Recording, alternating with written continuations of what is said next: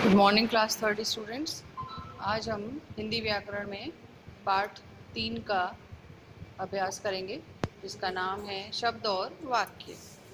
कल हमने वर्ण विचार, वर्णमाला और मात्राओं का अभ्यास किया था। आज हम शब्द और वाक्य का अभ्यास करेंगे। कैसे शब्द बनते हैं? वर्णों के सार्थक रूप से लगाने पे जब एक शब्द बनता है, ठीक है, प्रत्येक शब्द का एक निश्चित अर्थ होता है। जैसे मैंने ये वर्ण है क म ल, इनको एक साथ जोड़ दिया तो एक सार्थक शब्द बन गया कमल।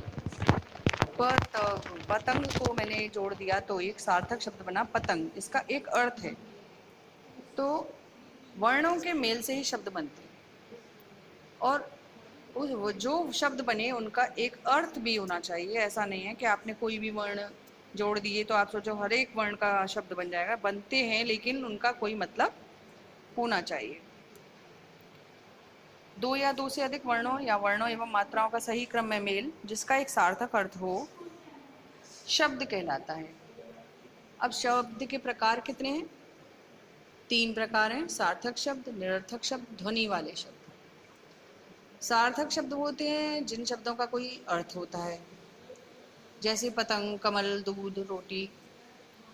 निरर्थक शब्द जिन शब्दों का कोई अर्थ नहीं होता है, वे निरर्थक शब्द होते हैं, जैसे पानी, पानी वानी। अब इसमें वानी जो लगा हुआ है उनका कोई मतलब नहीं है। चाहे शाय, शाय हमने ऐसे ही जोड़ दिया लेकिन इसका कोई मतलब नहीं है, तो ये हमारा हुआ निरर्थक शब्द। एक होते हैं ध्वनि वाले शब्द, जिन शब्दों में से किसी ध्वनि का पता चलता है, ध्वनि वाले शब्द कहे जाते हैं। अब है वाक्य। अब शब्दों के मेल से क्या बनता है? वाक्य। वर्णों के मेल से क्या बना? शब्द। और शब्दों के मेल से बना वाक्य। और वाक्य जो है जितने भी शब्दों से बना, उसका एक सार्थक अर्थ होना चाहिए, स्पष्ट होना चाहिए कि इसमें हम क्या कहना चाह रहे हैं।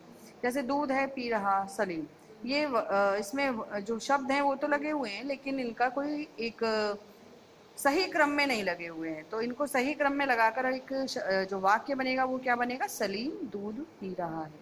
तो ये बना इसका सार्थक वाक्य। तो अब है वाक्य के अंग। 2 अंग होते हैं इसके, एक उद्देश्य, दूसरा विधेय। प्रेडिकेट, सब्जेक्ट और प्रेडिकेट इंग्लिश में इसको कहते हैं, और हिंदी में कहते हैं उद्देश्य, विधेय। चंदन लिख रहा है, इसमें चंदन क्या है? उद्देश्य, और वो जो कार्य कर रहा है वो क्या है? उसका विधेय। ठीक है। अब देखिए, आइए पाठ को एक बार दोहराओ। वर्णों या वर्णों एवं मात्राओं का ऐसा मेल जिसका सार्थक अर्थ हो, शब्द कहलाता है।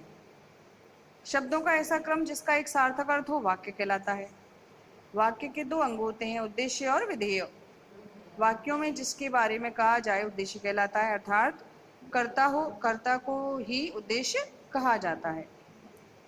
उद्देश्य कर्ता, जिसको इंग्लिश में कहते हैं सब्जेक्ट, उद्देश्य के बारे में जो कुछ कहा जाए वह विधेय कहलाता है। विधेय में कर्म और क्रिया का विस्तार आता है। अब हम इसका अभ्यास कार्य याद करते हैं।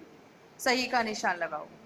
सार्थक शब्द कौन सा है? इसमें से देखिए, मकान, कानम, नमका। अब ये जो है इसमें कोई भी अर्थ नहीं बन रहा है, तो इसका सही शब्द अर्थ है मकान। सही का निशान है मकान।